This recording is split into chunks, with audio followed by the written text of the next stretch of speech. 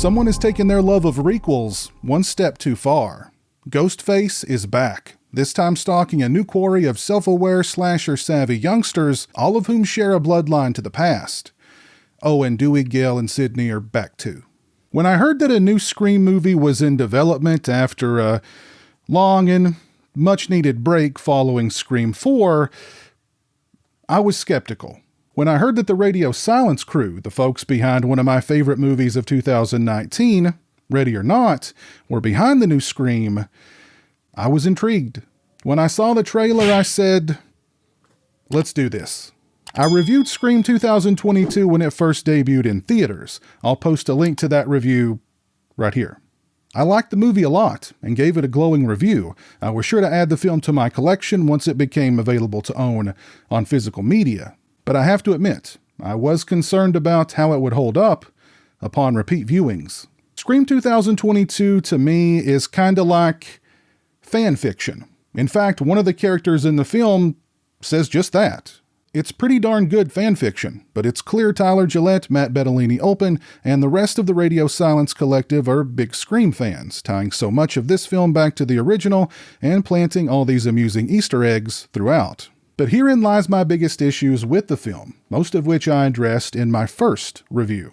But watching the film a second time, now knowing all the twists and turns, it highlights the flaws.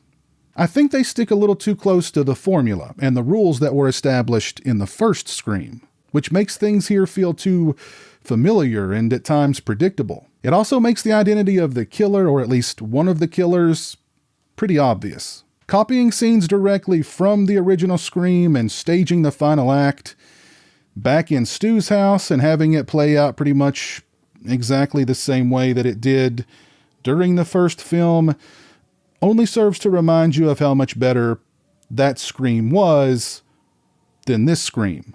On the positive side, I like the cast here. I know a lot of people didn't care for Melissa Barrera as Sam, as it seems like they're passing the torch from Neve Campbell to her. Personally, I liked Barrera, and I thought her performance was just fine.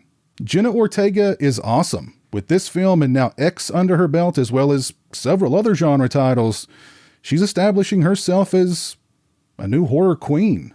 But it's David Arquette who steals the movie. And my heart. I know he's had some personal issues, but Arquette just seems like a nice guy.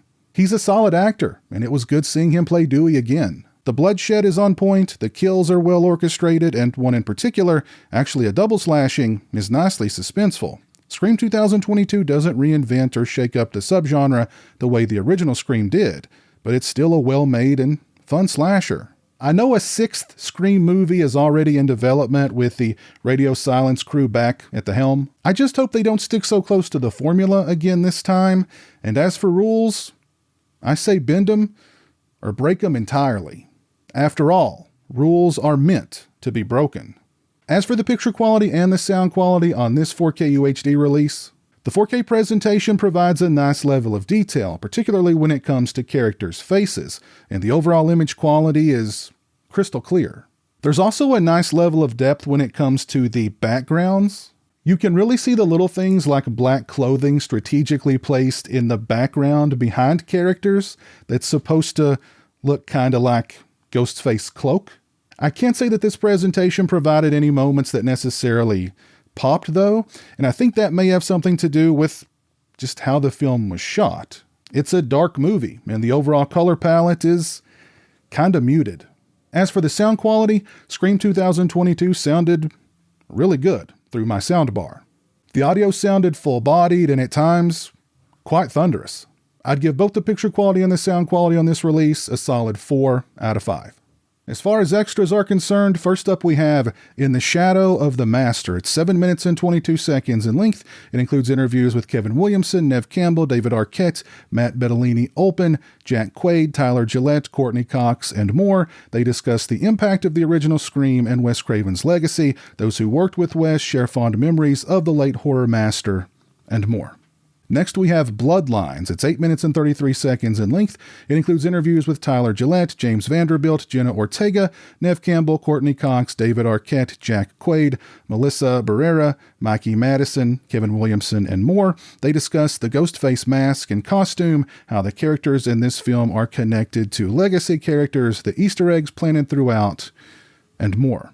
Next, we have New Blood. It's 7 minutes and 33 seconds in length. It includes interviews with Tyler Gillett, David Arquette, James Vanderbilt, Jenna Ortega, Melissa Barrera, Neve Campbell, Mason Gooding, and more. The new cast members discuss their love of the Scream series and the legacy characters, and how cool it is to be in a Scream movie alongside those characters. The legacy actors discuss how their characters have evolved since the last film, and more.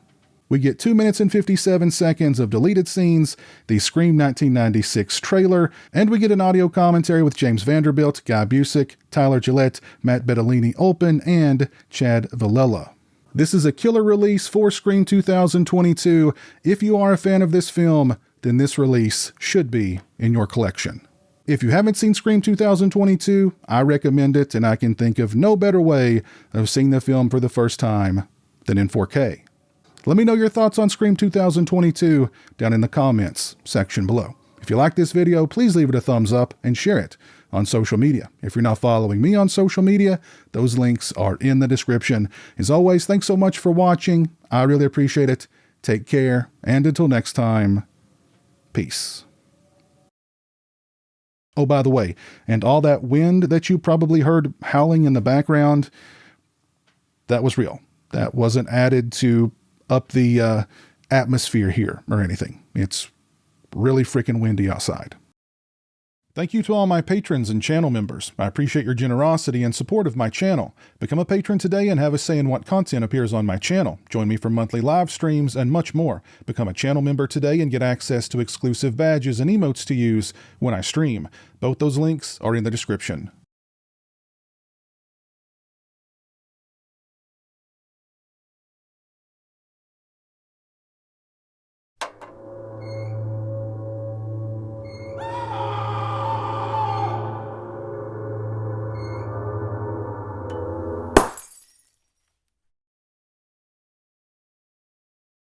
Say hello to the internet, Jeremy. Hello to the internet.